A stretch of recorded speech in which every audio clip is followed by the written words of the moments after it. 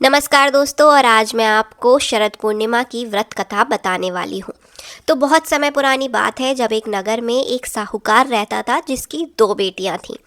यह दोनों ही बेटियाँ साहूकार की बड़े मन से व्रत रखा करती थीं, लेकिन जो बड़ी बेटी है वो तो अपने व्रत को अच्छे से पूरा करती थी, लेकिन जो छोटी बेटी है वो व्रत को बीच में ही तोड़ देती थी और अच्छे से पूरा नहीं करती थी।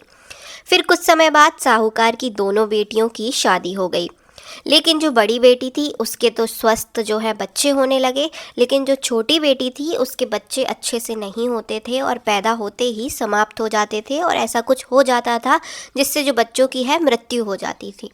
इससे जो छोटी बेटी थी जो साहूकार की, वो बहुत ज़्यादा परेशान थी और उसको समझ नहीं आ रहा था कि वो क्या करे।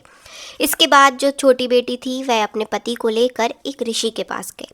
उन्होंने ऋषि से पूछा और अपनी परेशानी बताई कि मेरे बच्चे जैसे ही पैदा होते हैं उनको कुछ ना कुछ तकलीफ़ हो जाती है और वह समाप्त हो जाते हैं। जिसके बाद जो ऋषि हैं उनको उस पर दया आ गई और उन्होंने उसको कहा कि तुमने व्रत जो है अपने अच्छे से पूरे नहीं किए हैं, बीच में ही व्रतों को तोड़ दिया है, जिसकी वजह से आज तुम्हें ये तकलीफ़ हो रही है। इसीलिए अब इसके लिए तुम्हें ये करना होगा कि तुम्हें जितने भी व्रत हैं शरद पूर्णिमा के, वो बहुत ही विधि विधान से करने होंगे। उसके बाद ही जो है तुम्हारा आगे कुछ अच्छा हो सकता है। ऋषि की बात सुनते ही जो छोटी बेटी है उसने पूरे विधि विधान से मन से शरद पूर्णिमा का व्रत किया, जिसके बाद उसे एक बहुत सुंदर पुत्र की प्राप्ति भी हुई। लेकिन कुछ समय बाद जो उस पुत्र की है मृत्यु हो गई। अब जो साहूकार की छोटी बेटी थी उसको समझ नहीं आया कि अब क्यों मेरे पुत्र की मृत्यु हुई है, मैंने तो अच्छे से व्रत भी किया है। तो वह अपनी बड़ी बहन से सोचती है कि मदद लेने की कोशिश करती हूँ, और वह अपने घर पे अपनी बड़ी बहन को बुला लेती है।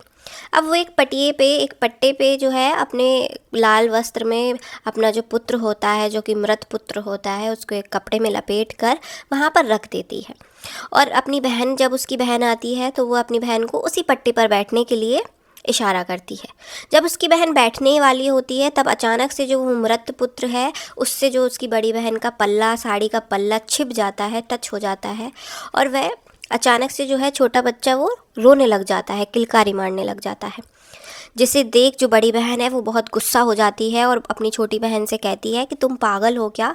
अगर तुम मेरे से क्या करवाना चाह रही थी? अगर अभी जो है ये पुत्र को तुम्हारे कुछ हो जाता तो मुझसे महापाप हो जाता। इतने में वो छोटी बहन बोलती है कि ऐसा कुछ नहीं है, और वह पूरी बात बताती है कि कैसे जो उसका पुत्र था वो पहले से ही मृत था और उसके पल्लू मात्र के स्पर्श से जो है वो पुत्र जो है वापस से जीवित हो गया। तो इसको सुनकर दोनों ही बहनें खुश हो जाती हैं, और तब से ही नगर में भी ये बात फैल जाती है उनके कि ऐसा हुआ, मृत पुत्र था, लेकिन शरद पूर्णिमा के व्रत से उसकी बड़ी बहन को जितना भी पुण्य मिला था उससे उसका पुत्र जो है वो जीवित हो गया। अब पूरे नगर में तब से ही ढिंडोरा पीट गया। वहाँ के राजा ने सब जगह कहलवा दिया कि ये व्रत में इतनी ताकत होती है, और तब से ही सभी लोग जो है शरद पूर्णिमा का व्रत विधि विधान से करने लग गए। इस रात को जो है सब लोग जागते हैं, क्योंकि ऐसा कहा जाता है कि माता लक्ष्मी खुद जो है धरती पर आती हैं और देखती हैं कि जो भी भक्त जाग रहा होगा उसको पैसे से, हर तरीके से जो है अपना आशीर्वाद देने की कोशिश करती हैं।